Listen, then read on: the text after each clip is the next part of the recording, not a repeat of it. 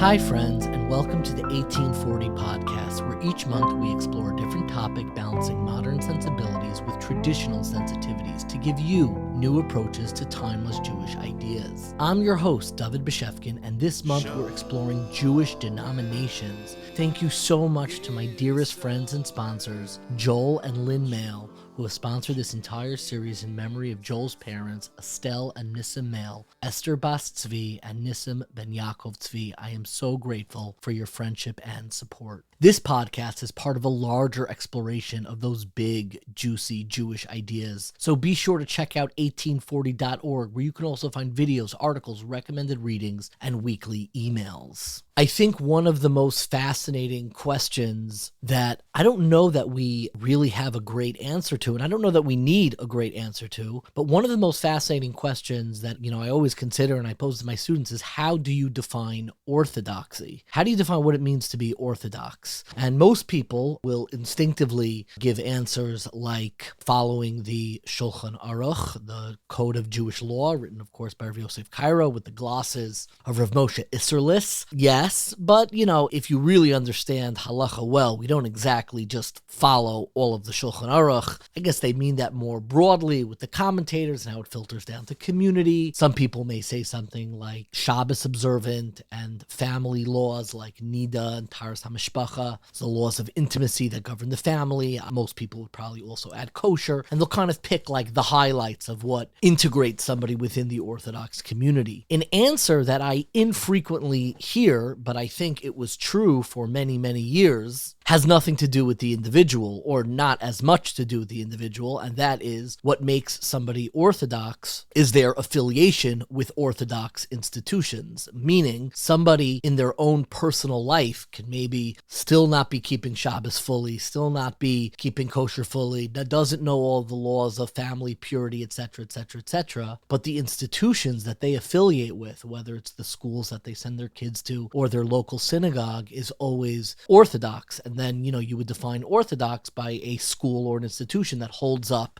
plug in whatever answers you gave on the individual level, Shulchan Aruch or Shabbos and kosher observance, and insist on those things. But those are two very different answers, and I think that there is still a very real debate, I think largely speaking, between the Ashkenazi world and the Sephardic world of how to answer that question. By and large, in the Ashkenazi world, particularly in the United States of America, we usually associate orthodoxy with individual practice, as opposed to in the Sephardic world, and again, I'm talking with generalizations, orthodoxy is much more about institutional affiliation. I think very much in the early 1900s, probably into the 1950s, maybe even 1960s, many Jews defined their own orthodoxy not about their own personal behavior, but about their institutional affiliation. I would include my Zaidi, my father's father, as one of them, who certainly was not exceedingly strict when it comes to many basics of Jewish life and Jewish law, most notably Shabbos. But I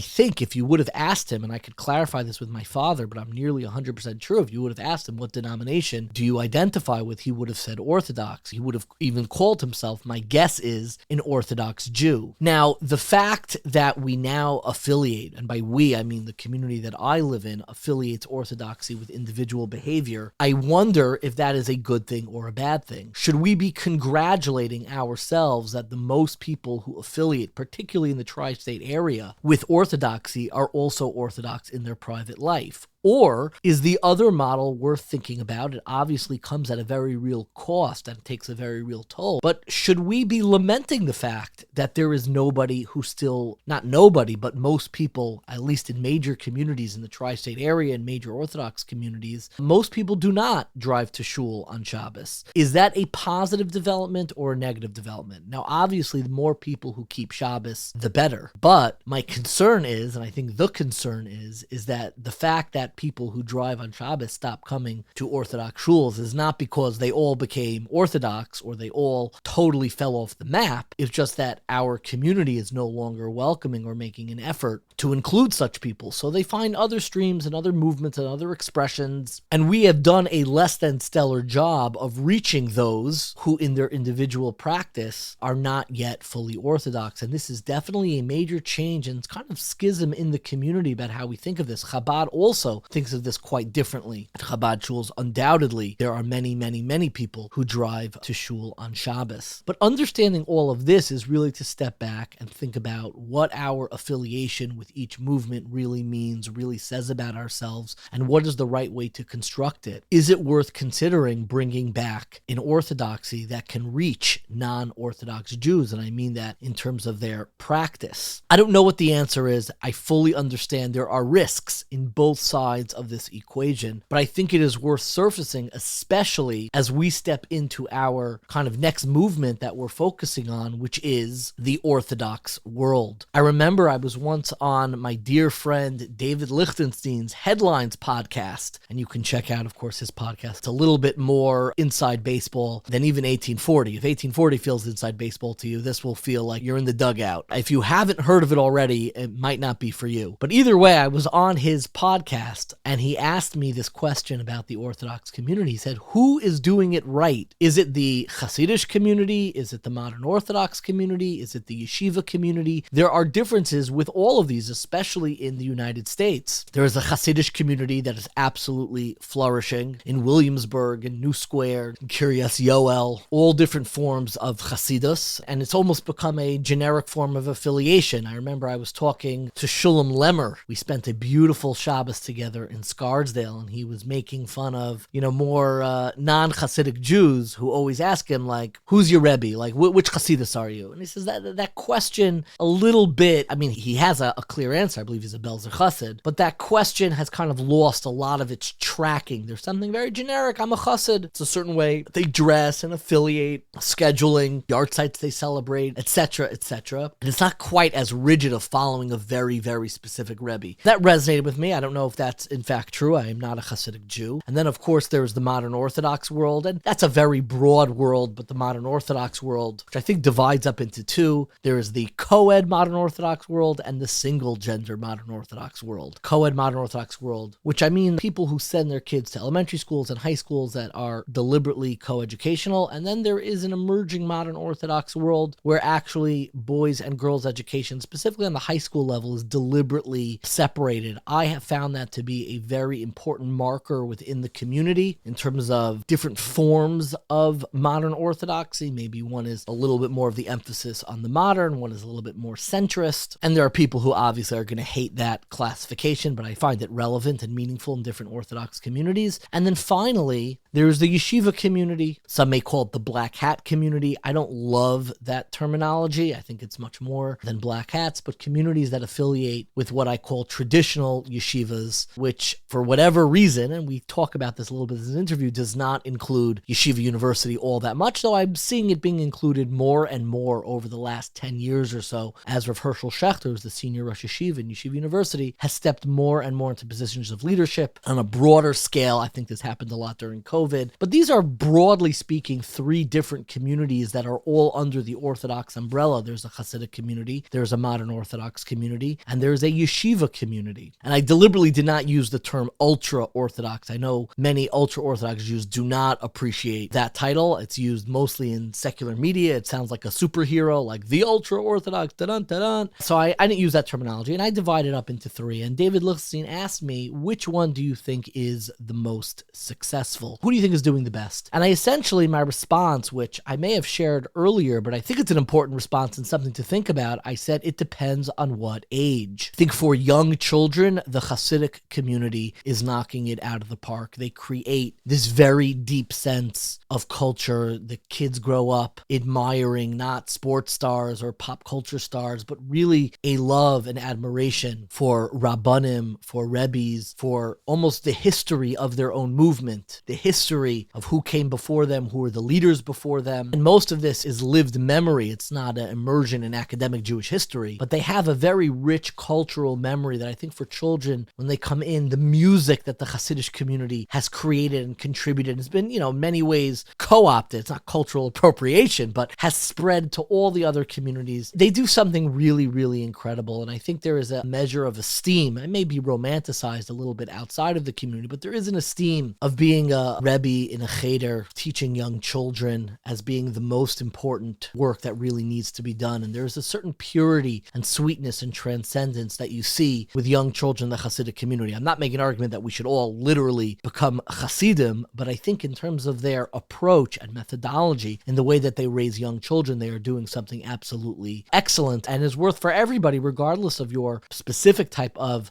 affiliation. It is worth thinking about. And then after young children in high school, adolescence, I'm a big fan of the yeshiva world. I think that they are doing incredible work. They incentivize learning programs, learning projects, chesed projects in ways that are absolutely outstanding. I think that they have a very healthy balance with secular culture, pop culture, sports. They lean into sports. I think most yeshivish kids knew more about sports than even I did in high school. And it's good. It's healthy, good outlets, playing ball, and all of that stuff. And I love the incentives for learning. We're going to raffle off a Sun-Kissed soda if you learn Gemara or whatever it is. I think they do an excellent job. And frankly, the women's education in the yeshiva world communities is stellar. It is excellent. And I'm talking broadly. I'm sure people have walked away disappointed, but the academic rigor, it's really, really impressive what women who come out of the yeshiva high school system, there is a deep sense of modesty, sometimes can be a little traumatic, but there is, and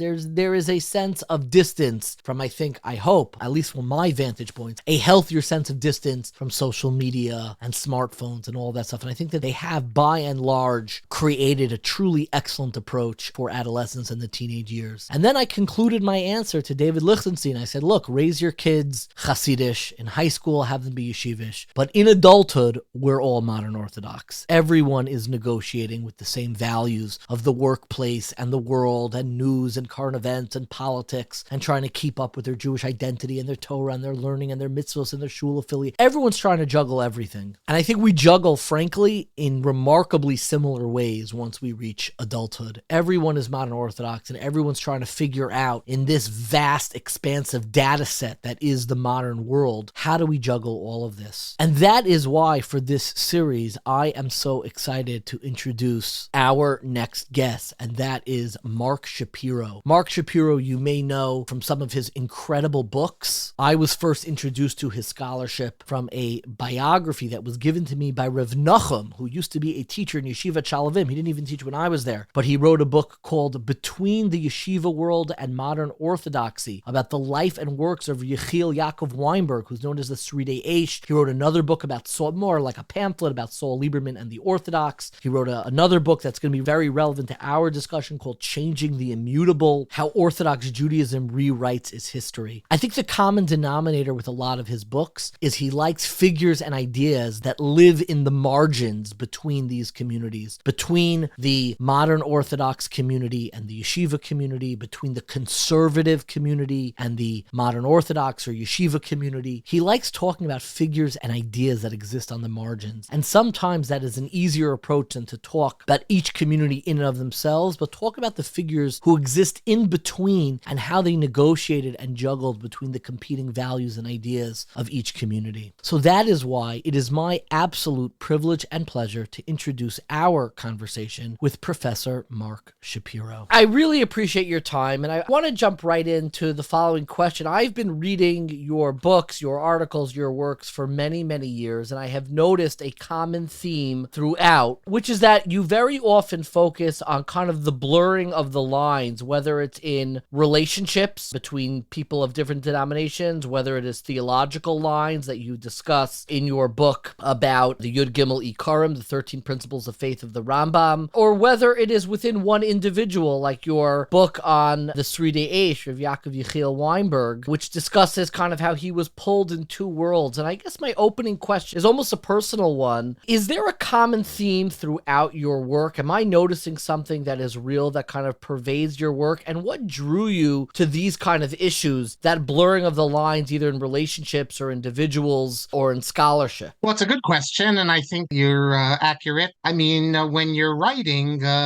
You look for things that interest you. And what interests me are always both these figures and I guess ideas that are not black and white, the gray area, the areas of conflict, the areas of tension. In fact, Rabbi Yechiel Yaakov Weinberg writes that great thinkers do not regard it as a compliment if you say about them that they have no inner tension and they're at peace. On the contrary, they're effervescent, so they're constantly moving in different directions. So that has been a theme of my writing, and I find it interesting. It's not that I'm trying to create controversy or anything like that, but those are the people that I'm drawn to, maybe because in my own self, I feel there used to be a commercial of light beer from Miller that tastes great or low calories, and I feel strongly both ways. On many issues, I feel strongly both ways. I can get up from reading a sefer or spending time in a yeshiva, Haredi yeshiva, feeling that everything they say is correct. I'm all there with them. And then I'll read some modern Orthodox or religious Zionist materials, and I feel drawn to that. In many ways, I myself feel like I have a foot in each door, and I haven't been able to make a choice in one direction. So I think I'm drawn to people like that. And I love that you write for different audiences. Your primary work is as an academic and a historian, but I always call the articles that you put on the Svarim blog is like your Shalashudas Tish. It's like you're able to share more, a little bit more freely, write a little bit, not quite as academic as your more typical writings, and you always have something for everybody, and I know your audience really spans any particular community or even any particular denomination. I'm just curious, your upbringing was conflicted in this way, had this tension, or was fairly linear in the kind of religious world that you were brought up in? Well, I came from a modern Orthodox religious Zionist type of background in my community, but in the yeshiva I went to, the high school, I should say, in particular, Rabbi Teitz's yeshiva in Elizabeth, JC, the Rebbeim were all from the more right-wing world. So I think I learned early on that you have to take the best in each of the worlds. And the Svarim blog, you're also a very good insight because that enables me to write in a little more free-flowing and throw in all sorts of material, including media that couldn't be in a regular article. And yeah, I'm very happy of the fact that, in fact, most of the readers on the Svarim blog, and I think most of the people who listen to my online classes are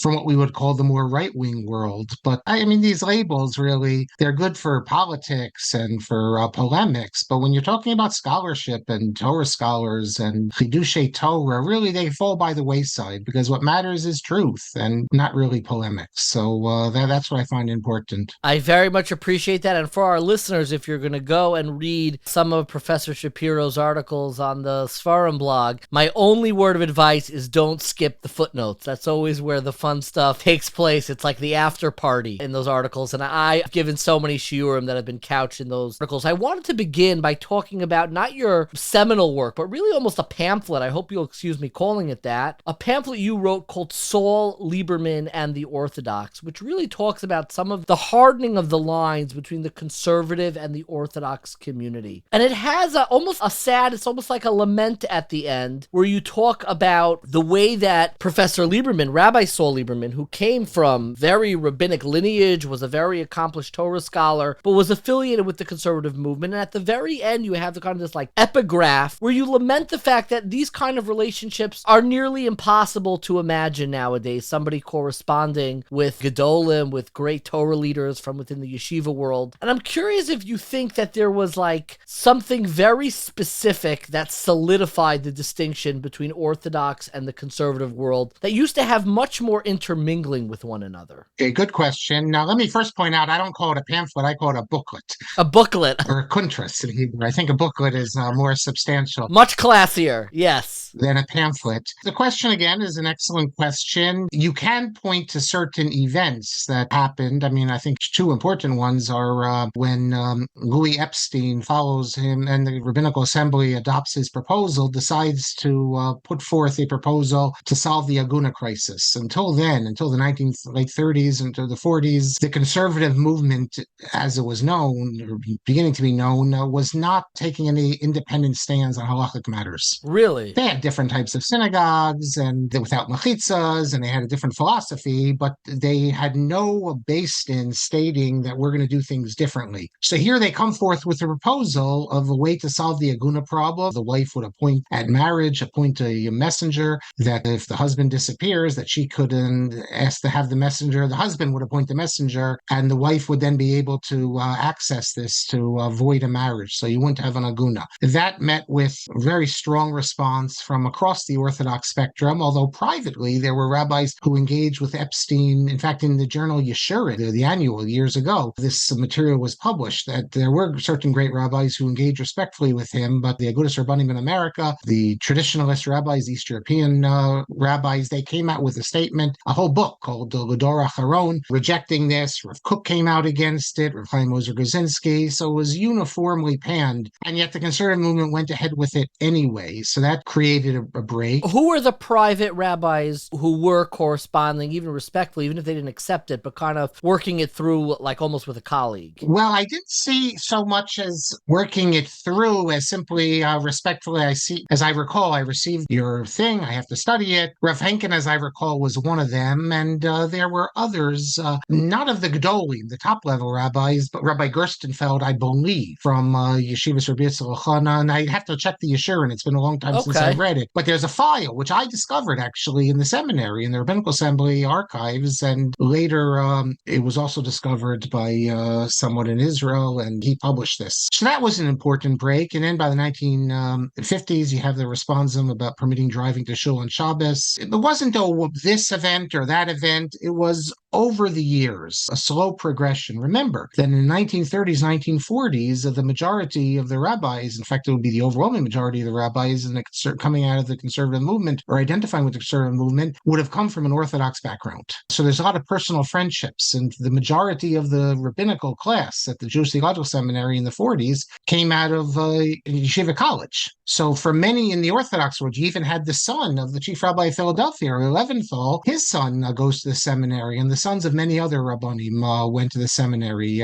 Ephraim Epstein in Chicago, Great Slobodka, his son, Harry Epstein, joins the conservative movement. So we have many, many examples of this. What do you think the draw of the seminary was in that early American life? You know, people who were raised in Orthodox homes. I certainly now you wouldn't, it would be very unusual. It happens for somebody who was raised in an Orthodox home to go to study at JTS, at the Jewish Theological Seminary. What do you think the draw was back then? Was it just because the lines were so blurred it wasn't even considered a major move? It was like going to Shalavim and then to Ner Yisrael. That's what I did. Or was there an allure of what the promises of the conservative movement or almost the future of Judaism in America would look like? It wasn't that the lines were blurred. By the 40s, the lines were not really that blurred. By the earlier part of the century, they definitely were blurred, and yet Orthodox congregations who would hire musmachim from the seminary. Uli Finkelstein served as rabbi of an Orthodox synagogue. You went back and forth. However, by the 40s, it was pretty clear the division, but there was a feeling among many that Jews are starting to move out to the suburbs. This continues, by the way, into the 50s, and that the future of Judaism is going to be the conservative movement. That's where they thought the excitement was, that Orthodoxy was going to die out. In fact, Rabbi De Sola Pool of the Spanish and Portuguese synagogue has an article in which he basically laments that all the new synagogues are being built without mechitzas, and that Orthodoxy, namely us, are going to have to make our peace with this. So there was a sense that the best and the brightest were going to the seminary, not for the seminary per se, but because the conservative movement was the only way to speak to American Jews in the 40s and the 50s. And there was a lot of truth to the fact that Orthodoxy didn't yet have a language to speak to American Jews. And the conservative movement is full of people from Orthodoxy who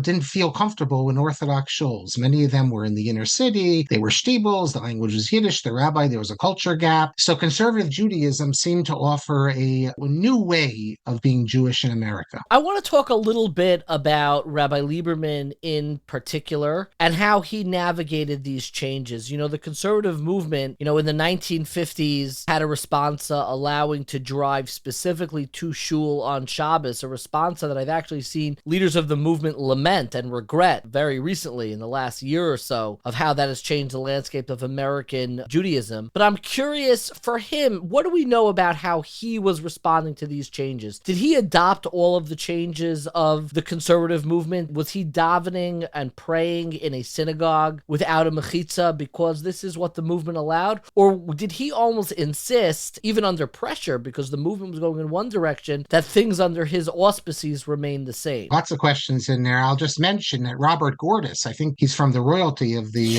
conservative movement. I think in his last published article, lamented the response of permitting driving to shul on Shabbos, and he said, our big mistake was we never made demands. We assumed that just watering it down would draw people in. And look at Chabad, the typical Chabad shul is full of cars coming there, but they never tell you that it's permitted. And there's still an ideal that you have to reach to move beyond this and become Shomer Shabbos. So it really destroyed the community synagogue. And I think you can say that with the new conservative acceptance of Zoom, you don't even need to be in driving distance. You could be in Florida and attend the synagogue up in New York. So that's something obviously the conservative movement is going to have to deal with. As for Lieberman, we have to understand there's two aspects to the movement, the conservative movement. There's the seminary that trains the rabbis, and then there's the rabbinical assembly, the organization of rabbis. The old joke was that the Jewish Theological Seminary is staffed by Orthodox scholars who train conservative rabbis to minister to Reform laity, or I would say laity who don't observe. Lieberman was completely halacha. No one ever doubted that. He had nothing to do with the conservative movement, except maybe in the 50s a little bit when he gave a lot of backing to them to institute his proposed change to the ketubah, which was completely orthodox, he argued, to begin with. But the Orthodox rabbis didn't want to follow it, so he gave support to the conservative rabbis to do it. But no one ever mistook him for being a conservative Jew. It's not like Louis Ginsburg, for instance. Louis Ginsburg, who was also a great Talmudist at the seminary, was really conservative. Lieberman and many other scholars at the Jewish Theological Seminary were 100% Orthodox. So how did they navigate it? Well, the way they looked at it was that the seminary is a place to teach Torah. We have a letter, which I published in the collected writings of Yaakov Weinberg, Volume 2, in an appendix. There was the Agudas Rabbanim published an open statement. It appeared in Hapardes to Lieberman. How can you be there in this institution? And Lieberman responds to this, and his attitude is that as long as they still accept the Shulchan Aruch, and in those days they still accepted it,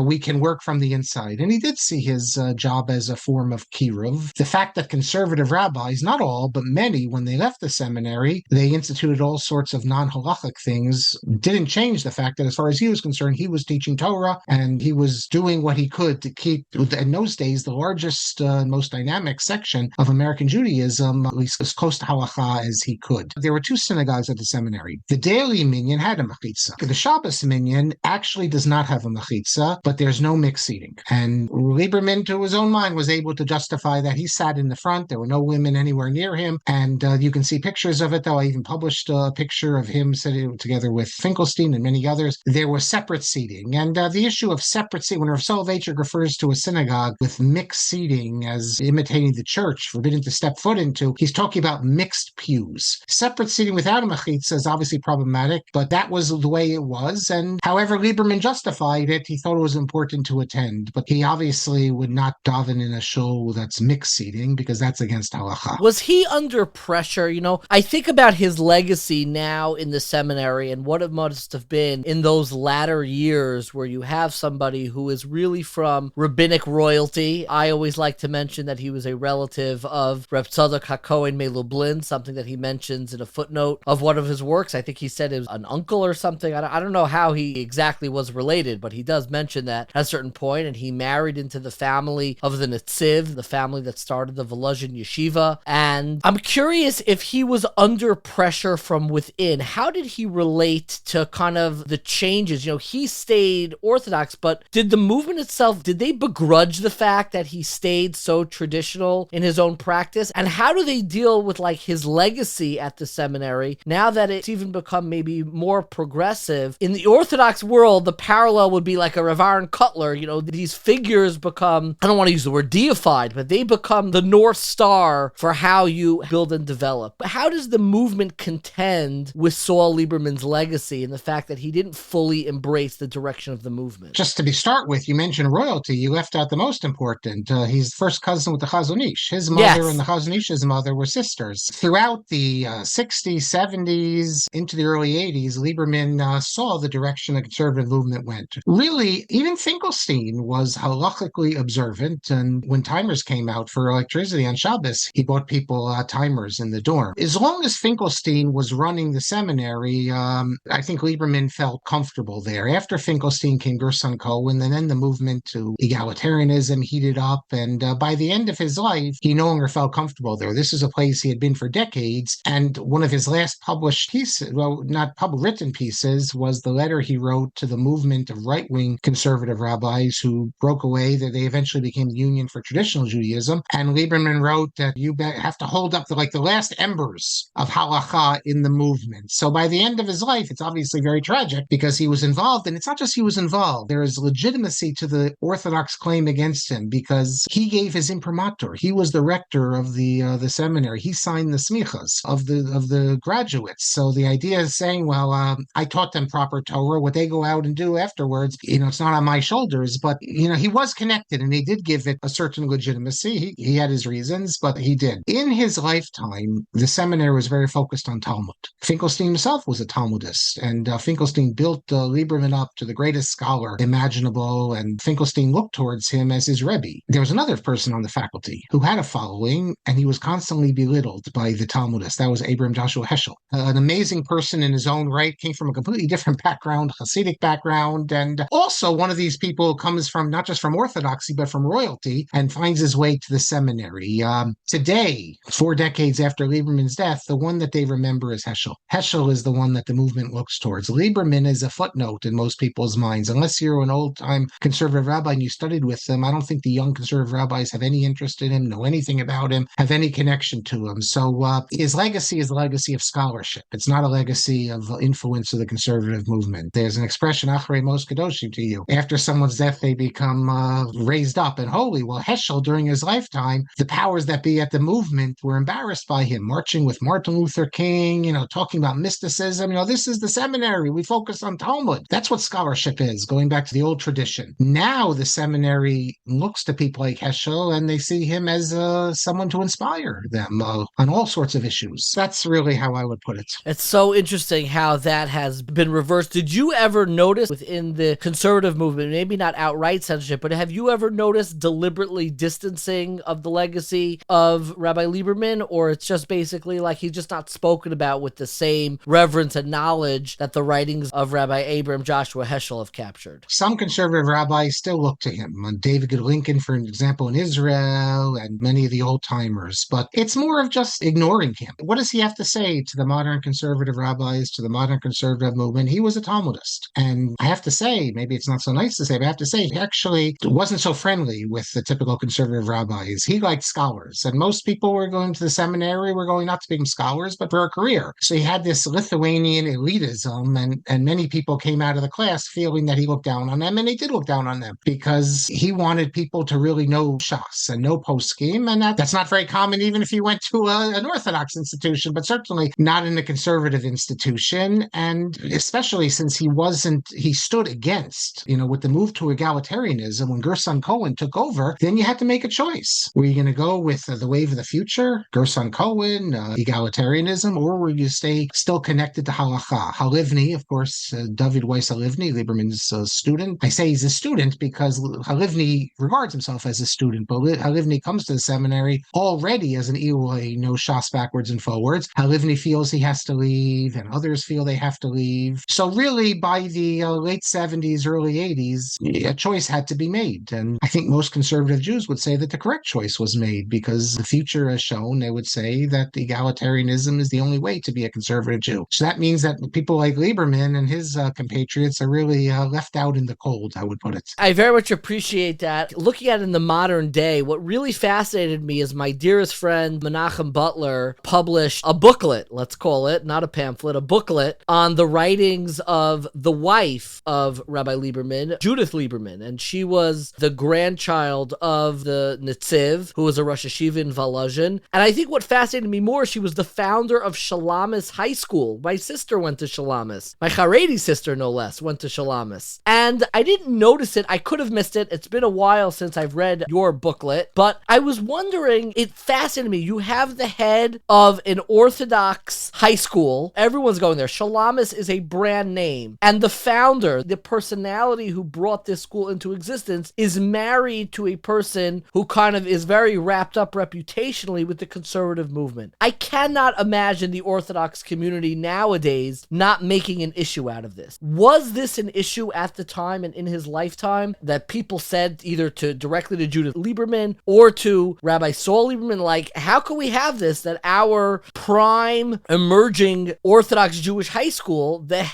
founder, is married to the face, so to speak, of the conservative movement? Okay, good question. First, let me note that Judith Lieberman did not found Shalamis. Oh, I'm sorry. Shalamis, the first Orthodox girls' elementary school, goes back to, I think, 1930. She comes to America and she was principal from, I think, 1941. But it's a good question. But I would say as follows. And incidentally, I don't know if it's there anymore, but after she died, they commissioned a portrait. And I can tell you that still in the early 2000s, the portrait of Judith Lieberman was hanging. Judith Berlin Lieberman was hanging in Shalamis. Shalamis was always regarded as a modern Orthodox type of school. I don't know what it is today. I still think it marches in the Israeli parade. So I think it's so. not. So in other words, it was not a Haredi type of school. And everyone, as I said, understood who Lieberman was and his wife. His wife comes from royalty, not just in Netziv. Her father, Meir Bailan, head of the Mizrahi. All the modern Orthodox were Mizrahi. And the modern Orthodox, religious Zionists, call them what you will, they all knew who Judith Lieberman was and they all knew who Shaul Lieberman was. So this never became an issue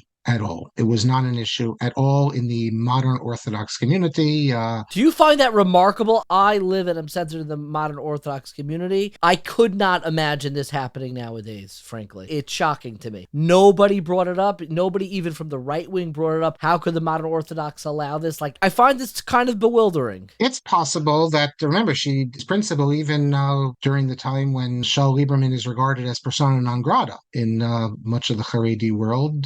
They probably did attack Shalamis for it, but I'm not aware of it. I've never seen anything of it, so I can't say. No one ever questioned her commitment to traditional Torah observance or anything. I mean, you're going to apostle her because of her husband? I guess today you're correct. It would not happen, but she began already in the early 1940s before the great controversy with Lieberman existed, and I guess she was doing a good job, so they didn't want to let her go. I don't know. It's a sign, I guess, of the times. It's absolutely fascinating. I am curious, in this epigraph that you write, I don't know if you would call it that, this final paragraph in your book, you begin by writing, recent decades have seen Orthodoxy move to the right, just as the conservative Judaism has moved to the left. And you kind of lament that there was this parting of the ways, that the relationship that people like Saul Lieberman had with the Orthodox community seems nearly impossible today. I'm curious, as a historian, do you think that they both have an equal share in almost, I hate to use the word to blame, but do you think they have an equal share in the parting of the ways, Orthodoxy moving to the right and conservative moving to the left, that makes this so inconceivable nowadays? Because there were many years, and we're going to get to more, where you had Orthodox rabbis who had deep friendships with people outside of the movement. Do you think that they have an equal share, or did one kind of accelerate? Was there nobody left to talk to? Who do you contribute this hardening of the ways that the communities, again, one certainly moved a little to the right and one certainly moved to the left? Do you look at it as both equal shares that have made this so inconceivable nowadays? Well, remember, as the conservative movement moves to the left, that also grants strength to the powers in the Orthodox world that were always arguing against any sort of connections. In the 1950s, the modern Orthodox rabbis who were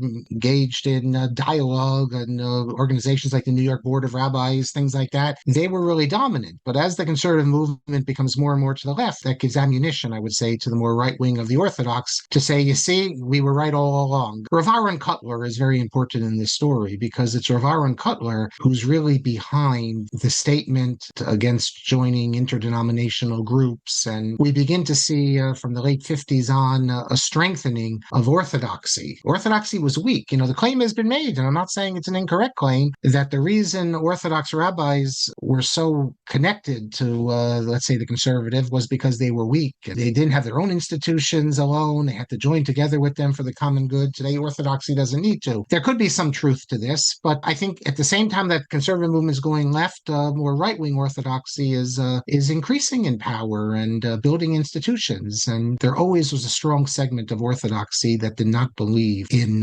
having a relationship with the conservatives. Look, it's a story. Nassim Kamenetsky mentions it in his book. I refer to it also in my booklet. Lieberman was at a wedding with Rebecca Kamenetsky and Rav Aaron Kotler. And Rebecca Kamenetsky is speaking to Lieberman, and Rav Aaron Kotler comes over to him and says, "You're not allowed to talk talk to a Russia. Somebody who's bad, yeah. Rav Yaakov ignored him and continued speaking to him. So you see that Rav Aaron Koller had a very different view on how to relate to people like Lieberman than Rabbi Kamenetsky, and that was a dispute, an inner Orthodox dispute, and it continues to this day. Absolutely, and we should just mention, I'm a product of Ner Yisroel, where the founder of the yeshiva, Rav Ruderman, was originally roommates with Rabbi Saul Lieberman in Slobodka until, different stories, until the Alter of Slobodka intervened or reassigned the rooms. I don't know how much of that is true, how much of that is hagiography, but they definitely were roommates at a point, and they all knew each other from their early Slobodka years in yeshiva. If we could just switch gears for a moment, because you have so much scholarship that bears on the topic that we're discussing, and switch gears for a moment to almost your original work on the Sridei Eish. You wrote a wonderful biography published by Littman between the yeshiva world and modern Orthodoxy. I read it in Yeshivas Shalavim when one of the people affiliated with the yeshiva, Reb Nachum, that's a throwback, gave me a copy of the book and had me read the footnote about Reb Weinberg and the relationship between Reb Soloveitchik and the Vilna Gaon. We're not going to get into the weeds of that footnote. But one thing that I found really fascinating is the way that he kind of traversed boundaries. He was both deeply affiliated with the Haredi world, what we would call now the Haredi, the yeshiva world, and also the modern Orthodox world. And I'm curious if that,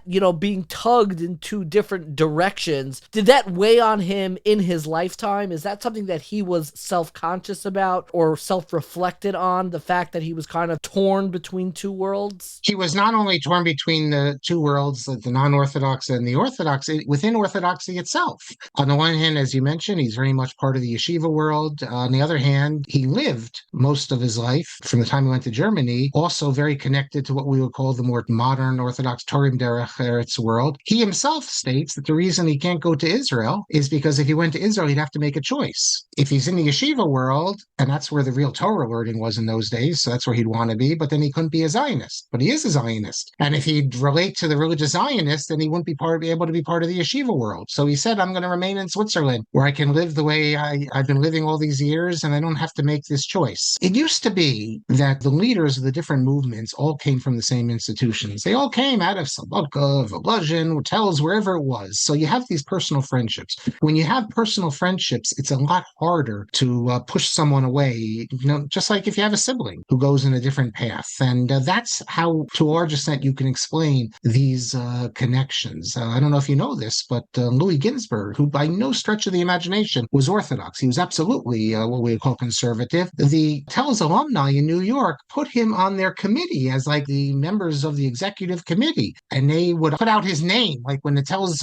alumni would gather, Louis Ginsburg's name was written there. So you have these personal relationships that I guess you could say can overcome differences in ideology. And Rabbi Yaakov Weinberg, and he's not just him, the Lubavitcher Rebbe was like this, Rav Soloveitchik, they believe that there's good in everyone. I shouldn't say everyone, but in many people there's good, and your job is to find the good. That doesn't mean you don't oppose the bad and the things you disagree with, but the Bible says, Basher Husham, where this person is. So obviously, Rabbi Yaakov Weinberg, if a Reform rabbi comes to him, he wishes he wasn't Reform. But on the other hand, he can appreciate that from where this person is, he could be achieving something positive for his people, at least as a first step. I guess throughout Jewish history, we have two approaches. A convert came to Beit Shammai with some crazy request, and Beit Shammai threw him out, but Hillel brought him in. So Rabbi Weinberg was able to navigate these differences, but it wasn't easy. It's not easy to have friendships among non-Orthodox rabbis and also be friendly with the Munkacher Rebbe, who he had a very, very close relationship with. Did he? Oh yeah, he was under the chuppah. You can see in the video from the Munkach wedding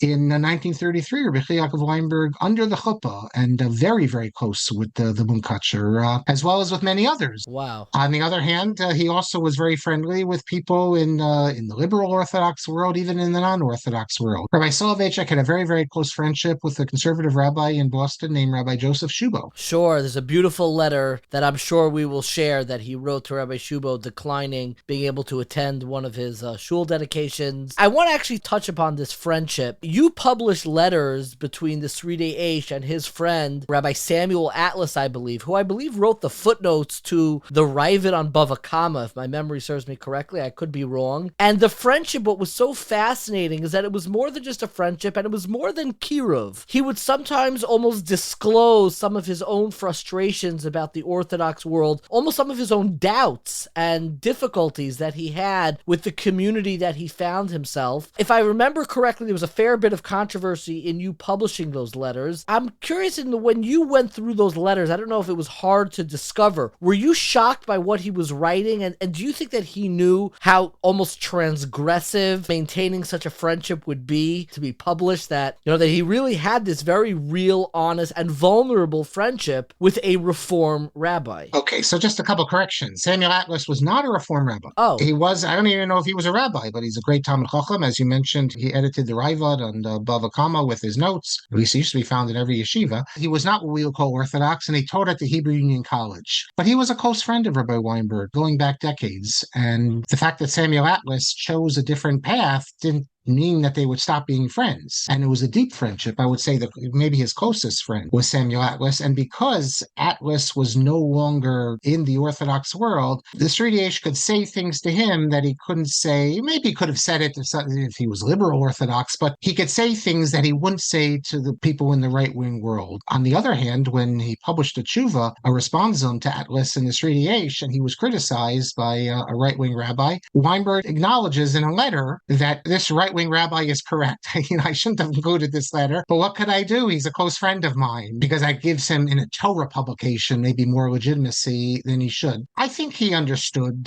these were issues that were tugging at him and had been tugging at him for a long time. How Jewish law relates to non-Jews, how in Orthodoxy there's constantly tearing people down, disputes, and certain things that he could say to Atlas he couldn't say to others. In fact, he makes a joke once. He says that one of Atlas' students, a Reform rabbi, visited Weinberg in Montreux, Switzerland. And Weinberg, the Sridei Eish, Weinberg writes to Atlas and says, your student is a Chil Hashem. And he says, you know why he's a Chil Hashem? Because he shows that you don't have to be a Shomer Torah mitzvah, so you still be a mensch and an honorable person. And that's a problem, because in Orthodoxy, we're trying to say that you need this to be a mensch. And his point was that he's a Chil Hashem because you see that in Chil Hashem, it's a joke, in quotes. Yeah, I understand. So he recognized that in the modern era, traditional Judaism, some people are just not attracted to it. And do you throw them out? Are you like Satmar? Or do you try to keep them close and try to, work on their talents and their abilities? That because even some of the non-Orthodox, he felt, have important things they can contribute. Rabbi Leo Beck, leading Reform rabbi, after he died, Rabbi Weinberg said, we didn't appreciate him when he was alive. Are you going to him to ask him shilas? Is he a spokesman for traditional Judaism? Absolutely not. In fact, Rabbi Weinberg publicly opposed him on an issue of burying someone who wasn't Jewish in a Jewish cemetery. But there's also lots of good things he did. I mean, he stood up for German Jewry. He refused to leave Germany. When everyone else ran away, he said he's going to remain a rabbi in Germany as long as there's a minyan. So the idea that you have to have a nuanced approach in modern times to people like this is something that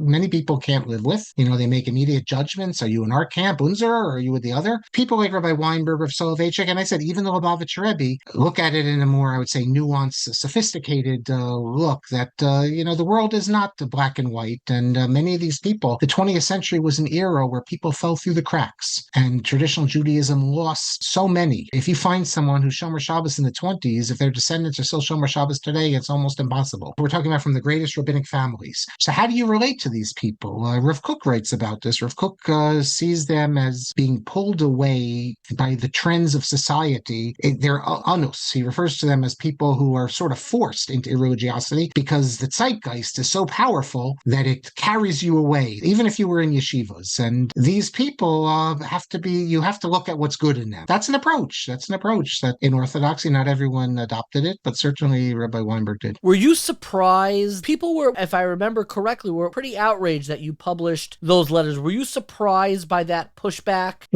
in publicizing those letters? Yes. Okay. This is an interesting story because Rabbi Weinberg was very close to Samuel Atlas. And I knew that that they had corresponded. When I found the letters at the Jewish Theological Seminary, originally the widow of Professor Atlas, she told me they were there, but she said that until she passes away, she doesn't want anyone to see them. They actually gave them to me and I saw them. Maybe I shouldn't have, but I saw them. And then I spoke to her and she was worried there might be personal stuff and there wasn't. So then she gave me permission. And as far as I know, maybe even to this day, I'm the only one who has permission to publish them. So these were amazing letters because we see inside a Gadol B'Yisrael, a great Torah sage's mind, privately. There's other examples where you have private letters, but this was a series of letters over decades in which Professor Mordechai Breuer said that they reminded him of Yaakov Emden because he gives you an insight into his world. So I told Rabbi J.J. Shapiro about these letters, and I said they're amazing, and he wanted them for the Torah Mata Journal.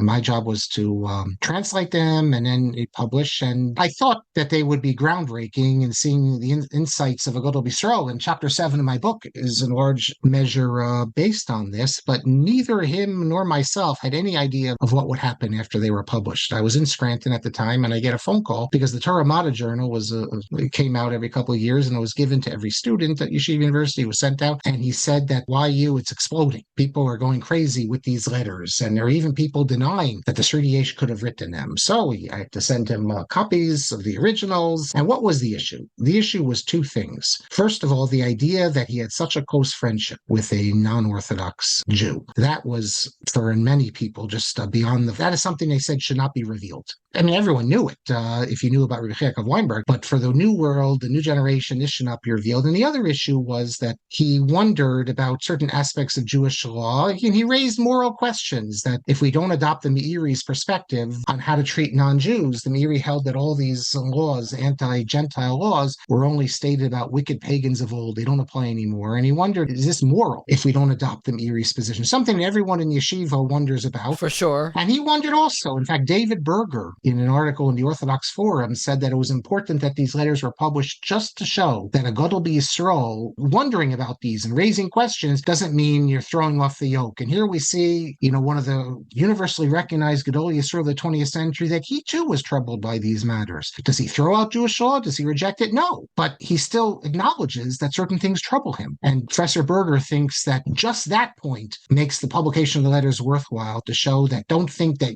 when you question things and you wonder about this, that makes you out of the fold or something. Here we see that the Sri Yesh also was troubled by these matters. So I was very surprised, because at the end of the day, and people were throwing out things like, how could you publish letters of a Gadol B'Yisrael? Who gave you permission? Every single day, almost, journals. There's journals dedicated, Maria and so many others. That's all they do, are publish letters of Gedolim, left and right. I spoke to a well-known leader in Orthodoxy, a scholar, and he said to me that we don't censor Gadol Yisrael, so you shouldn't apologize. And he also said that if, Rabbi Weinberg, also another issue is that he attacks the right wing in certain areas. He sees them as leading to degradation of Judaism, the way they treat people and things like that. So he has negative comments about the right wing. He also has negative comments in other letters about the left wing of Orthodoxy. Atlas was like his therapist. Everything he was thinking, his negative views, he would say. But this rabbi told me that, and correctly, that if Weinberg was attacking in these letters, if the Sri Yesh was attacking the left wing, no one would complain. It's only the fact that he's attacking Agudist elements, not individuals, but he's saying, for instance, that in the Aguda, if you adopt their perspective, it doesn't matter if you're a great Torah scholar, they'll turn you into a Gadol because they want you. And he talks about how in the right-wing worlds,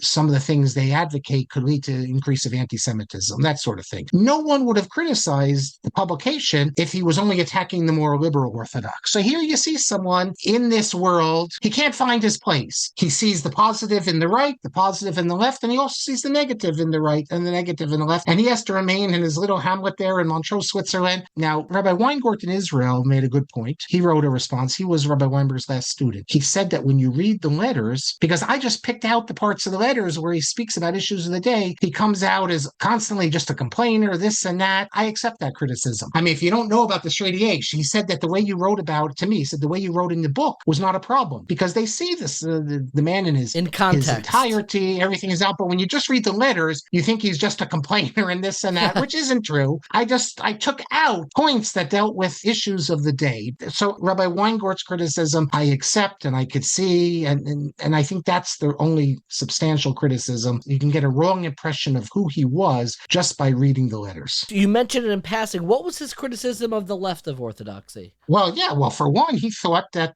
Jewish law, there wasn't an absolute commitment for many on the left. He thought that religious Zionism is problematic because the idea of the state, the land, is becoming the central facet. No, he says that the value of the land is because of what it brings to Torah. But to turn the land into something in and of itself as like a be-all and end-all, there wasn't Torah study, especially in those days in the 50s and 60s, where was a serious Torah study? There certainly was not serious Torah study like today there is in the so-called modern Orthodox religious Zionist world. What'd you have? You had Yeshiva Rebbetzin Elchanan, maybe a small Yeshiva Merkaz Rav in Israel. Other than that, all the great Torah scholars were coming out of the right-wing world. So you can't be serious in the 1950s and 60s. You can't be serious about Torah study and think that the Bnei Akiva world, the religious Zionist world, is the equal to that. So he saw a lot of problems in he once said that Mizrahi tastes better, but Aguda is more kosher. Ah, that's a great line. We can understand why Mizrahi is more appealing, but at the end of the day, the Aguda is more kosher. But yet he had lots of criticism for the Aguda also. He looks like a Satmar Chassid the way he criticized the Aguda. He had enough criticism to go around, and at the end of the day, he lived with this more modern Orthodox, but I think he would have wanted to be buried where he was, because at the end of the day, Torah study was the most important thing for him. And when he died in 1966, that's where they studied Torah. Tell us the story, because the tug, it's the most tragic part of his life. I think it's how you open up your book. Yes. And literally being tugged between two worlds is how his life quite tragically ended. What happened on the way to bury Rav Yaakov Yechiel Weinberg? He dies in Switzerland in February 1966. He's flown to Israel, Shari Tzedek Hospital, and then they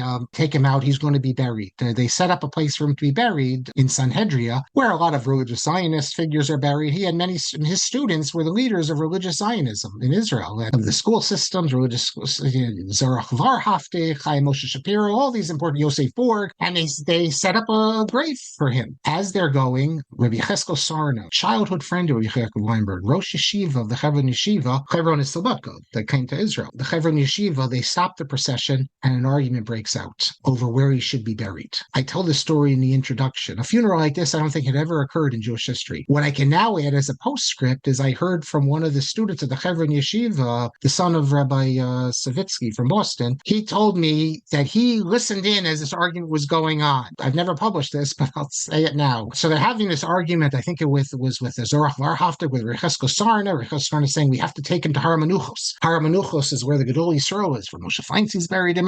Rabbi Rechesko Sarna gave him actually his own plot, his own burial plot. And finally, exasperated, I think it was Varhafte, says, but we've already dug the grave. And Rabbi Rechesko Sarna replies, well, you can put yourself in the grave. We're taking him. Wow. He prefaced this, the person who told me this, by saying that in those days, Rabbi Cheskel Sarna, towards the end of his life, would often say things that maybe were not 100%, like he once went into the Brisk Yeshiva, I believe it was, and starts banging on the desk, close the Gemaras, take out Musar books, because they don't do Musar there. So they took the body and they buried him in Har HaMenuchos, and you can go visit him there, and he's with the Gedol Yisrael, and I think it's fitting, actually, because although he could not live in that world, in the right-wing world, he was too open-minded, he had interest in too many things. He had to live a German-style orthodoxy. At the end of the day, though, the most important thing in his life was Torah study. And in 1966, the world where they studied Torah study was the right-wing, the yeshiva world. And his Sfarim would be studied in that world. It's very different today. We have great yeshivas that are not right-wing yeshivas. But in his day, that's where serious Torah study was. So I think it was fitting. And I think that's where he would have wanted to remain. Because although he couldn't live in that world, except in small doses, he wanted to be remembered in that world. And that's where his real home was. People get very upset with me in the more modern Orthodox world when I say this, but it's the truth. His real home, he couldn't live there. It's like a family. You can't live with your family, but they're your family. That's where he understood. They studied his Torah writings, and for eternity, that's where he would have wanted to be. It is a very moving story and a fitting way to talk about a biography of somebody who was kind of torn between East and West, where literally his very coffin was torn in some ways. They fought over him in his lifetime, and they fought over his legacy after his lifetime. I don't know of any other examples of this. And very different, by the way, Rav Soloveitchik. Rav Soloveitchik, members of the right-wing world boycotted his funeral because that was a sign of saying he's not in our world. When it came to Yaakov Weinberg, the right-wing world, what they were saying basically was that even though he lived among you, he really is one of ours. And I think they were right. It's a beautiful sentiment, and I'm curious, we've been spending a lot of time talking about the denominational differences. I was wondering the same question that I asked you about conservative and Orthodox. When do you date the parting of the ways? And I think this needs to be updated to 2023, but the initial parting of the ways between the yeshiva world and modern Orthodoxy. You know, my grandfather was born in 1915. He was the first graduating class of Yeshiva's Chafetz Chaim. He broke off to study with Rav David Leibovitz, away from his original Rebbe, Mr. Mendelovich, from Shraga Feivel. And then, you know, he was a Rav in Portland, Maine, in Poughkeepsie. And, you know, if I would have asked him, he probably was modern Orthodox, though his pedigree was what we would call yeshiva. It's not the same now. It's definitely institutionally very different. When do you date the parting of the ways within the community? It's not the same. I'm not making a comparison. I want to be very clear on this, between the denominational break between conservative and Orthodoxy, but there were very real ruptures and fissures between the yeshiva world and the modern Orthodox world. What do you look as the seminal events that kind of parted and created two different communities? Well, remember, you never really had, until let's say the 70s, what you can call yeshiva movement. You had yeshivas, you had people who studied there, but a whole community, a community of learners. Even in Israel, you never had this. You had small groups. So when you read the literature,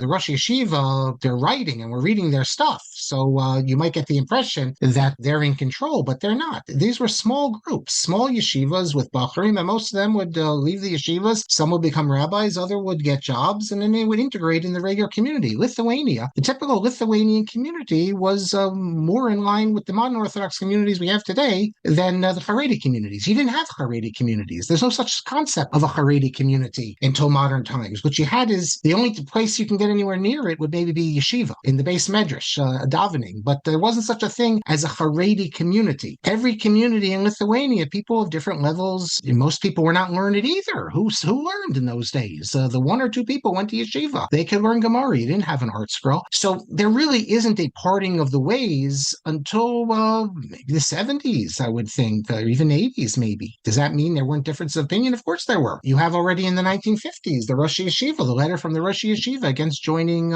mixed rabbinic organizations. But there's no community, really. You have the beginning, small numbers of community, but you don't have a yeshiva community. You don't have a Haredi community. You have individuals who you could say are loyal to the Rosh Yeshivas. And most of the Musmachi, most of the graduates from these yeshivas became Mizrahi people and became, Agudas Rabbanim was the center of Mizrahi, even though they come from yeshivas that were not Mizrahi, because the Lithuanian yeshiva world taught you to think for yourself. It's very different. The breaking of the ways is quite modern. There was no conflict between coming out of Slobodka or Mir and being a Zionist. All the leaders of Mizrahi came out of these places. So in modern times, what event, if any, do you think is the first time that we self-consciously kind of see a tension between a yeshiva community as we know it today and a modern Orthodox community? I think probably the 1970s. That's when we speak in terms of Israel, when Menachem Begin makes the agreement that all yeshiva students will be funded, and then you have the enormous beginning then, the enormous growth of the society of Lomdim, of learners, which never existed before in Israel. Really, it's only from the 70s that you begin in America as well, though we don't have the same situation of people sitting and learning all day being supported by the government, which is what enabled the community to develop in Israel. In America, we still have great success by the yeshivas.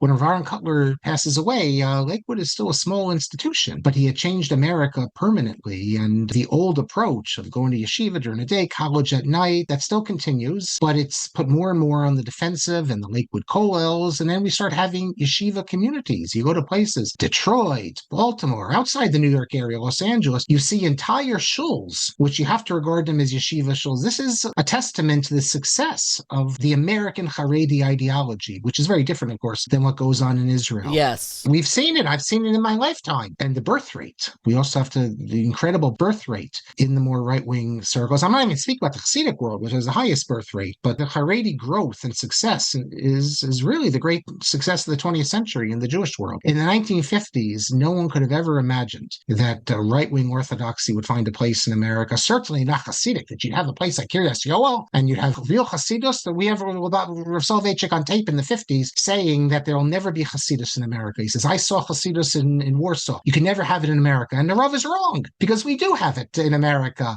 You have to thank the welfare state that allows, you have to thank the turn to multiculturalism. In the 1950s, everyone wanted to acculturate, assimilate. By the 1970s, if every group can do their own thing, it's perfectly suited for the growth of right-wing orthodoxy. You don't need to compromise. You don't need to take off your yarmulke. You can go live anywhere in America, and America's a great place. They respect religious people, and you don't need to compromise and keep it inside the synagogue. America has everything needed for the growth of Haredi Judaism, but it's not just America. You see it in England, you see it in France, you see it in Mexico, you see it in Latin America. We're undergoing an enormous change. We already have seen it, but modern Orthodoxy has definitely moved into the minority, and in many ways, the future is more right-wing Orthodoxy. Allow me to turn to your final book that I want to discuss. You have a phenomenal book called Changing the Immutable. I love it because all things for me come back to Reb Tzadok, and Reb Tzadok himself. His works were censored by his students, not by outsiders. But I wanted to understand, because I've seen this in my own life, not my own lifetime, but in my own life, the way censorship is used to solidify communal boundaries. Can you give me instances and explain how do we use censorship, which is sometimes a very ugly word. It's not always nefarious. Very oftentimes censorship is done with the love and care of a student, making sure their Rebbe doesn't step into trouble or doesn't, get into heated discourse. But how is censorship sometimes used to solidify the boundaries, the different communal boundaries that we now, almost take for granted as if they were always there? Well, censorship is not, when you affect what people know or know in quotes about the past, it's not just a historical exercise, you're also affecting the present and the future. So for instance, let's say it's your current community's doctrine that Zionism is a problem, that religious Zionism is pasul, is forbidden. Then it would create an issue if, let's say, a recognized Gadol B'Yisrael, a recognized Torah sage, was a Zionist. That would then call into question this doctrine. So it's important for the community to filter this out. And anything which diverges from the Weltanschauung, from the Das Torah of a certain community, anything that diverges could be halachic, it could be hashkafic. This could create problems. Mostly, I would say, for the unsophisticated, because the sophisticated, the learned, they know all this. And they know that there were rabbis, great rabbis who were Zionists or had different perspectives on it. But for the masses, and communities are divided between elites and masses, the leaders and the followers. For the followers, it's often thought important to remove the complexity, because complexity is difficult. And therefore, you can censor out those areas that would raise too many problems. And maybe people live an easier life not knowing about the complexity. So that's what I think when I say it's an activist agenda. It removes complexity. Of course, the problem is that traditional Judaism has always been about complexity, and it's always been about disputes and halachic arguments, hashkafic arguments. It's hard to see how you can remove it entirely, but I would say that this is not really, as I said, directed towards the scholars. It's directed to the lay people, of whom it's thought that they can't, as the old movie said, they can't handle the truth. I appreciate that A Few Good Men, we've quoted it many times, and that's a very important scene. As a historian, you obviously try to remain somewhat objective and sober when you are analyzing material. I'm curious, in particular, in the book that you wrote about censorship, did you ever see an act of censorship that was either so egregious or so frustrating that you yourself found yourself getting upset? Like, this is not right. I have a great attachment to Rav Kook. In fact, my next book is on Rav Kook, so I spent a lot of time on Rav Kook. That's exciting. Yes, God willing, it deals with his new writings. But Rav Kook has been subject to censorship from both sides. You alluded to it already. Much of the censorship is from his own students, who either because they thought the generation's not worthy, is not ready for it, or they thought that he would be attacked, they've censored him. That upsets me, but not to the same way as the other form of censorship, when the opponents of Rav Kook censor him. Rav Kook, he was the Rav of Jerusalem. Yes, there was what's called, today we call it the Eda Haredit. There was a separatist community, a small separatist community, led by Rav Sonnenfeld, but the mainstream community, and this included the great yeshivas, the great families, Rav Elyashiv's family, Rav Shlomo Zalman Auerbach, just to mention two that we know today, they were all in Rav Kook's camp in the Great Dispute. That doesn't mean that they all agreed with everything Rav Kook said, but they regard he was the Rav of Jerusalem for them. So to see his approbations, his haskamot, because everyone wanted a haskamah from Rav Kook, and to see mentions of Rav Kook and discussions of him, to see them removed from Sfarim, and not because they're trying to protect the rabbi, but because they want to destroy him, that upsets me very much. What you just showed me a picture is a different issue. Well, this is a first edition. I'll set it up. Okay. I have a first edition of Rav Hutner, whose writings I admire a great deal, but I bought in auction a first edition of his work, Torah's Nazir, which begins on the first page. It says, Michtavei HaGaonim, in plural, the letters of the great sages. And you'll see in the back, it has a letter from Rav Kook, but in the later editions, as is somewhat famous in the yeshiva world, that haskama, that approbation of Rav Kook was later taken out. Who took it out? But who took it out? Rav Hutner himself removed it. So he's entitled to remove it. It was given to him. He can decide. He moved away from Rav Kook in his later years. He took his picture off the sukkah also. Yep. Although he never ceased to regard him as his teacher, from the standpoint of hashkafa, he moved away from Rav Kook. So he is entitled to remove it if he wishes. Had he not done it and had someone after him taken it out, that would be more problematic. Absolutely fascinating. Your book on censorship focuses a great deal, nearly exclusively, if I remember correctly, on the Orthodox community. I am curious if you have ever found acts of censorship in the non-Orthodox community, and if not, why not? Very, very rarely. I can't even think of any offhand. I asked colleagues of mine as I was preparing the book, have you ever seen anything like this in the Christian world and in modern times? And the answer is no. I think the reason is because traditional Jews are more connected to the books, the Sfarim. In the conservative movement, the fact that you have a Sefer from 200 years ago doesn't really have existential importance to people today. It's a book. What do you need to censor it for? It doesn't affect my life. We live our own life. Do you need to censor St. Thomas Aquinas if you're a Christian because he said something you might not like, or someone from the 15th century? No. But we, as traditional Jews, every one of these books is still connected to us, and our lives are based on these books in a real way. So therefore, all these books can create problems. If they say something, they raise a theological issue or a halachic issue. So that's why there's a motivation to censor them. It's only people who are connected to all these writings. In the non-Orthodox world, these are of antiquarian interest. So no one has any interest in censoring it. It's not really relevant to their lives. Like the whole idea of a sefer, that's something that we have. The other communities don't have. And that's why. I definitely appreciate there's something very beautiful about our relationship to our books. And though I'm not a fan of censorship, I find it moving that what motivates the act of censorship is our connection to the scholarship. You published a beautiful collected work of your own correspondence with different Jewish leaders. I think it's called, help me out, Man Malchei Rabbanan? Igros Malchei Rabbanan.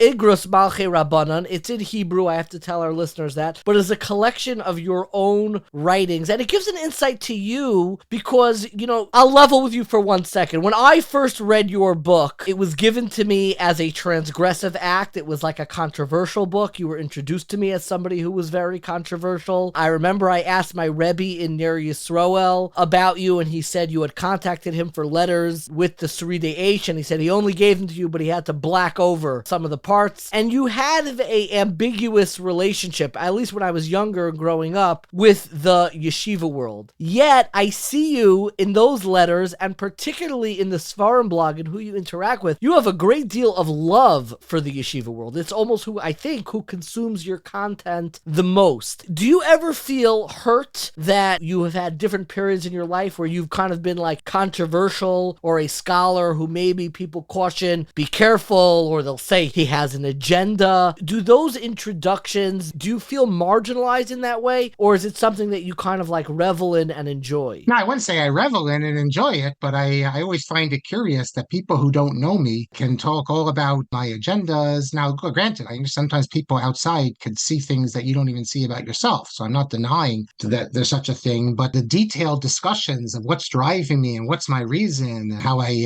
tear down Torah society, things like that. But that's usually the polemicists. It's not the scholars in these communities. I don't need to talk about my personal relationships, but take my word for it that I've been welcomed into the homes of some of the greatest Torah scholars we know of in all the camps, including in the most right-wing, talking Satmar, places like that. Because I think if people have been with me, if they listen to my online classes, I give a class once a week on Torah in Motion. There's hundreds of those classes online. If people have read my writings as opposed to hearing a snippet here and there, they know I'm all about discussing the complexity of every community. And if you think I'm critical of the right wing, you should see what I say about the modern Orthodox. There's a lot to praise and a lot to criticize, and I see myself as I try to be on the outside, giving my honest opinion. And I think for the most part, everything has come together pretty well. And I think people are interested in it will see me. I think if the Seride H can be seen as complex, little me, I can also be seen. I guess we're all complex. And so it does bother me when people maybe have the wrong impression of what I'm doing. I do enjoy when they have the right impression impression, and they still disagree. Yeah. Because then we can have a nice debate, and that's fair and that's okay. But so much distortion out there, and it's upsetting sometimes. And there's a renaissance taking place now that I want to mention because I think you had a real hand in it, a renaissance of an appreciation of scholarship taking place within the yeshiva world, where in some ways the yeshiva world is almost more involved in scholarship than what I find in yeshiva universities based medrash. I mean, an outpouring of interest in the history and details of rabbinic history, of Eastern European history that I haven't seen before, and a real immersion in scholarship that in many ways your audience, for sure on the Sfarim blog, who are wading through your, 5,000 footnotes, there's an appreciation for what you are doing, which is wedding worlds of traditional Torah scholarship and academic methodology. My favorite letter in Igros Malchei Rabbanan is your exchange with Rabbeinu, as I affectionately and his Talmidim affectionately call him, Rav Herschel Schechter. I didn't know that you had such a warm relationship, but you have a lovely letter where Rav Schechter, I believe, apologizes because your car broke down. Can you tell me about what that story was and your relationship with Rav Schechter? Well, I mean, my relationship is basically just a letter relationship. I started writing to him when I was in yeshiva in Israel. So when I was 19 years old. So it's taking back a long time. I don't have a personal relationship other than when I see him to ask him questions and things like that. But from long ago, I recognize that he was quite unique in his Torah knowledge, and not just his Torah knowledge. There's a lot of people who have great Torah knowledge, but the ability to give a shiur, to stand up, just maybe little notes here and there, and just on any topic under the sun, just to speak. It's amazing, and it's blown me away for decades now. Whenever I could, I'd go listen to the shiur, and there was in my town, they had an arrangement with him that he'd come every 2 or 3 months before COVID. So one time I'm there, and someone has to drive him back to Washington Heights. I asked, can I drive him back? This will be a great opportunity, in the car, ask all sorts of shilas and discussions. So I take him, and maybe 5 minutes from leaving the shul, so West Orange, New Jersey, we're on the highway. Lo and behold, I start hearing noise, and I have a flat tire. Now, I haven't had a flat tire in my whole life of driving. I've only had 2 flat tires, and one was when I was like 19 years old. So this is unbelievable. We have flat tires, so we pull to the side, and I don't know what we're supposed to do now, because I have to get him back. It's already like 9:45, and he has to teach tomorrow. So I called AAA, and AAA said they're going to come, but then I'm thinking, and we're talking the whole time. He told me about a flat tire he had, and I'm going to Toronto, as I recall. But so we're talking, and I'm enjoying it because this is giving me all this extra time. But now I'm realizing after maybe 30 minutes or so that this is a problem, that he has to get back. So I say to him, I'm going to call someone in my town, and they're going to take you home. And he says to me, no, don't call. It's okay. Let's wait. Okay, we wait a little while longer. And I say, but even when the AAA comes, I don't know, they put the little donut in, and I have to go all the way. I don't know, it's safe, drive all the way to New York. I should just go home and get someone. So finally he agrees. So we call someone, and the guy, one of the people who arranges shiurim, he comes, he pulls up the side highway, takes him, and he gets him home, I guess 11:30. He got home instead of getting home maybe like 10:30. And through all that time, I got all sorts of good Torah and things like that. Okay, so a few weeks later, I had sent him something, actually something from the Sfarim blog, all about the yeshiva world, whatever. He writes me back, but then he says, and this is what I find amazing, because everyone knows Rav Schechter is a great Talmud Chacham, but sometimes we often overlook the human care element. And he's someone who every single night he's giving shiurim. I don't know how he prepares for shiurim, because he's at YU during the day, and every night he's somewhere else. But he writes to me that, what I did was wrong. I shouldn't have left you on the side of the road, and I'm sorry. And I find that amazing, because first of all, I would say Rav Schechter's wrong. What do you mean? What's he going to do? He's going to remain with me? He has to get back. He has to be up early in the morning to give shiurim. What's he going to do? I'm a big boy. I can wait for something. But it shows you that even 2 or 3 weeks later, it still was bothering him. Incredible. And that's something, the human side. Now, I asked Rav Schechter if I could publish the letters he sent me, and he said yes. I don't think he would have wanted that letter to be published. He was thinking of the halachic letters, but I thought it was important to publish it. I am very glad that you published it. And I think it shows a side of him, the midos, that it still was bothering him 2 weeks later, and he writes to apologize for that. I think it's an amazing story. I was so moved when I read it. I teach in Cy Sims on Tuesday nights, and I teach in the shiur room, the classroom that Reb Schechter gives shiur in. And I don't know if I'm allowed or supposed to, but his Gemara is always on the desk, and I always peek inside to see what are the notes that he's working off of. And you see, it's like 4, basic, very general Marmakomos sources, and he's able to build these incredible edifices from that. I'd say say he would not want us to do this because he doesn't want us talking about his sitkus. But the fact is, I think it's important to talk about it so you can... I agree. Yeah. I agree, and I'm so glad that you published it because I found it so incredibly moving. I can't thank you enough for your time. We always end our interviews with more rapid-fire questions. We've mentioned a few of your own books. I'm curious if there are any other books that you would recommend to get a better understanding, particularly of the world of American Judaism, the world that we came from, that, the world of 2023 is built upon. What are the primary works of American Judaism that have really informed your scholarship? Now, my new project, by the way, is a halachic history of America. So this is something that's of great interest to me. Jeffrey Guruk. I think everything really, when you with Orthodoxy in America, Jeffrey Guruk of Yeshiva University has written so many articles and even a book on American Orthodoxy. I think that's where anyone interested really should start. I absolutely love that. You are a man of many different interests. I'm curious, if somebody gave you a great deal of money and allowed you to take a sabbatical for as long as you needed to enter a totally different field, not the ones that you studied and published books on, what do you think you would study? What kind of book would you want to write? I think I would study classics. Not knowing Latin and Greek, I feel, has been the great loss of my life. I appreciate that answer very much. My final question, I'm always curious about people's sleep schedules. What time do you go to sleep at night and what time do you wake up in the morning? Well, I wake up pretty much every morning around 5:20. But going to sleep at night depends what I did during the day, how tired I am. But 11 o'clock, 12 o'clock, I can sleep on Shabbos. But yeah. Professor Shapiro, thank you so much for all of your friendship, support, and all of your time today. It means so much to me. Okay, thank you very much. I think a lot of the change in the Orthodox community is because maybe 3 or 4 decades ago, at least in the 80s, a lot of the battles, particularly between the modern Orthodox world and the yeshiva world, were battles about ideology. What should the right ideology be? What is the right approach? And you had people like Rabbi Lamb on one side and all the contributors to the Jewish Observer, whose archives are online. They're absolutely fantastic. And that was the magazine of the Aguda, the more yeshiva world community. And you should absolutely check out their archives. I'll quickly plug. I have a weekly class as well as an email called Reading Jewish History in the Parsha that I very often reference these battles between the modern Orthodox world and the yeshiva world. You can check that out at Reading Jewish History in the Parsha.substack.com for the write-up with the links to all the things that I quote, as well as the audio, which is exclusively available on the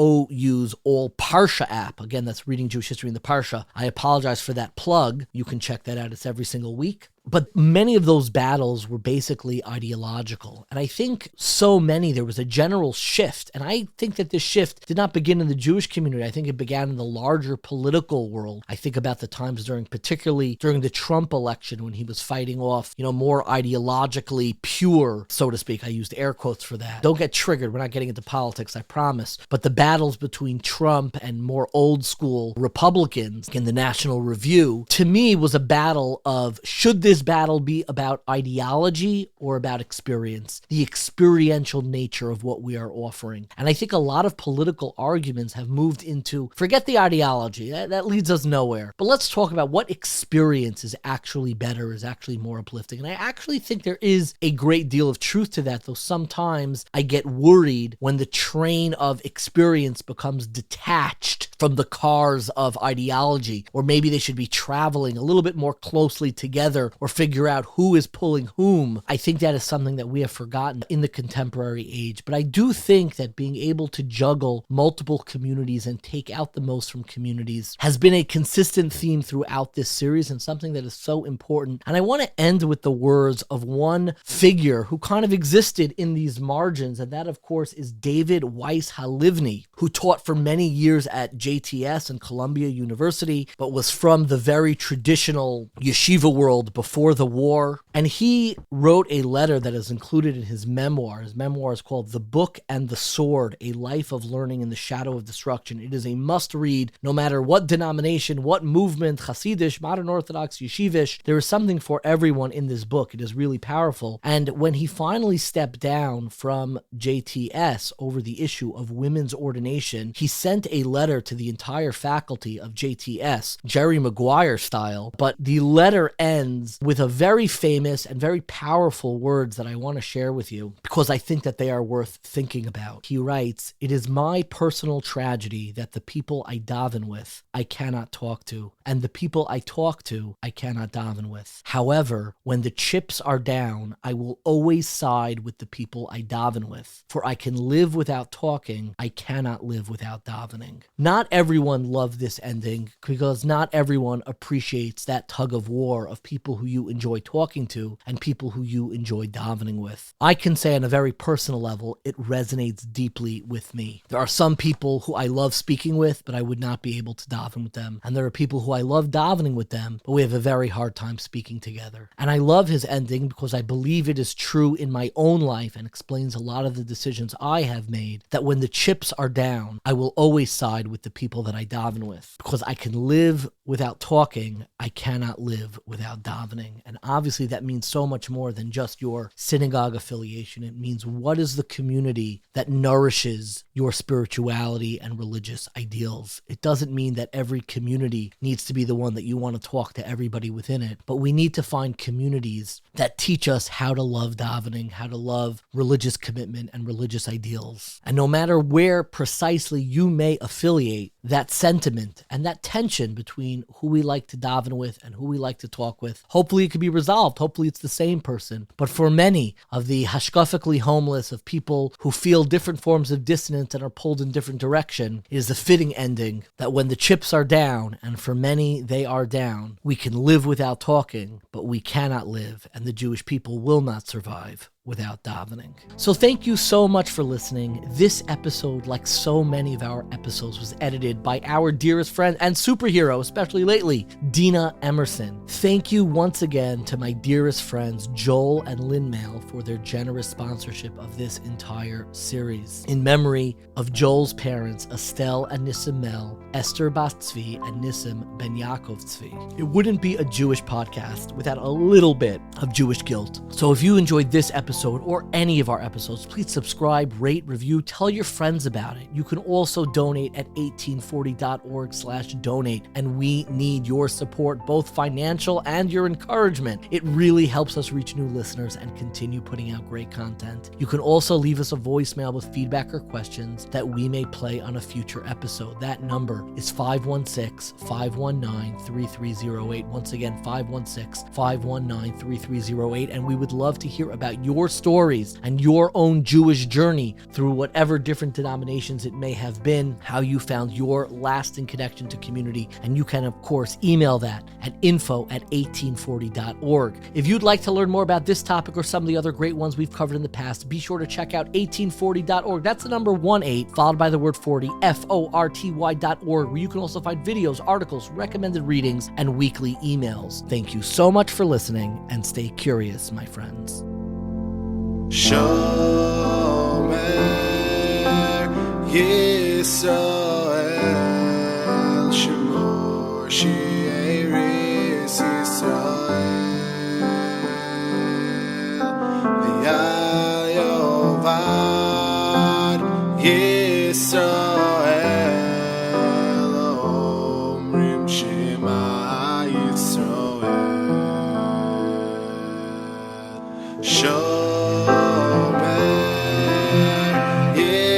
Israel, Shemor She'eris Yisrael.